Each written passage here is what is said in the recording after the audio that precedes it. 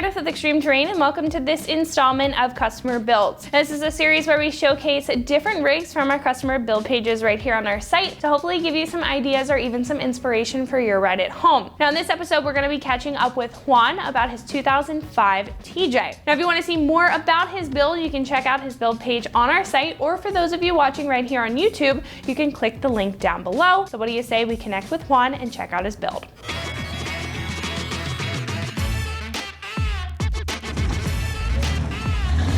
Hey Juan, thank you for joining me today. Thank you for having me.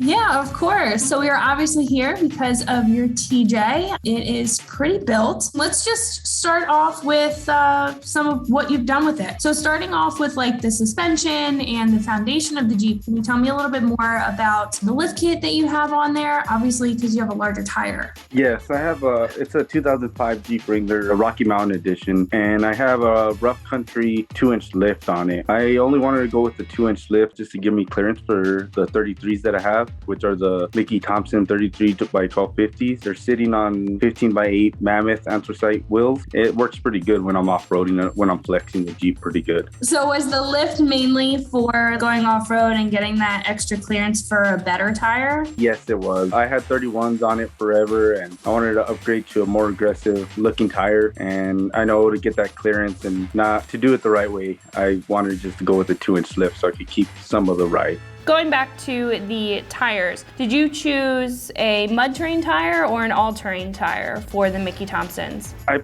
chose the ATZ P3s. They're more of a mud terrain, but they're really aggressive, but they're a little road noise on the highway, but not too bad of a road noise that I expected for how aggressive they look. They look like they could take a beating, but on the highway, they still hold up really well. Yeah, I mean, Mickey Thompson does a really good job at creating an all-terrain tire that's good for both the street and the trail. Sometimes their mud terrain can get a little loud, so having an all-terrain that's not going to bother you as much driving to the trail is really nice. Now moving into bumpers and armor that you have on your Jeep, can you tell me a little bit more about that? So I have the Barricade double tubular rear bumper, and then I also have a Smittybilt front Stinger bumper on the Jeep. And then I have the Rugged Ridge rocker side panels, and then I also have the Rugged Ridge Hurricane fender flares. I went more for the look. The rear bumper, I'm actually wanting to upgrade that because I can't fit a 33, but it was mostly just for the looks of the Jeep. It came out looking very aggressive. If you're going for an aggressive look, the Stinger is definitely right up your alley too.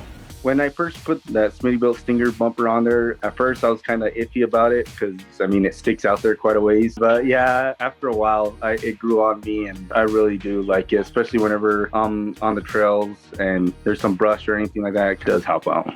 And then as far as the fenders, was that also like a decision when it comes to your clearance? Do they give you any more clearance than the factory outer fender did? They give quite a bit actual more clearance. They stick out a little farther. I did want to go with an upgraded full metal fenders, but at the end of the day I thought about it and I was just like, well, I mean, if I tear these up, I can always order more. So yeah, you got a really aggressive setup, and I do really like it. I think it goes very well together. And then within that, you also have upgraded lighting. Can you tell me a little bit more about the lighting on your Jeep? So I have the axial front headlight, and then I also have the clear headlight kit that I got from Extreme Terrain. I've been wanting to upgrade the rear lights, but haven't got to that yet. And then I also have the full LED bar up in the front. Those axial lights are super bright, so just with those lights alone, I mean, you're turning everything into daylight.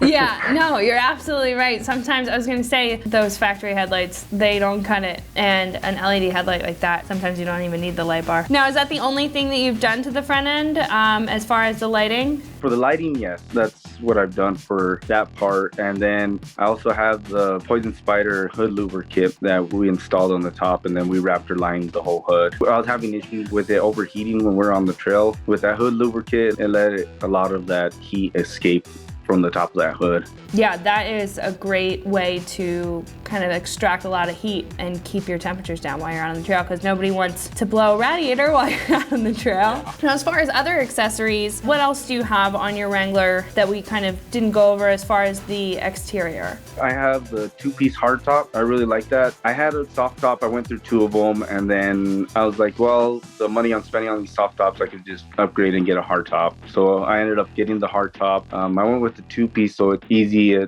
We could just take off that front piece at first if we want to, even if we're out at the river. And I really do enjoy it. It sounds like that is definitely saving you money in the long run. I was gonna ask, have you noticed like a big difference or a significant difference between like comfortability in the hardtop in comparison to the soft top? Yes, those hardtops are well made. It reduced the road noise, and then whenever I run the AC, the Jeep stays a lot cooler for me inside the Jeep. Yeah, whenever I talk about a hardtop, I feel like I say that all the time, but hearing it from somebody's like personal experience of going from a soft top to a hardtop, it definitely makes it real. Now, as far as future plans, do you have like a wish list or a list when it comes to some additional mods for your Jeep?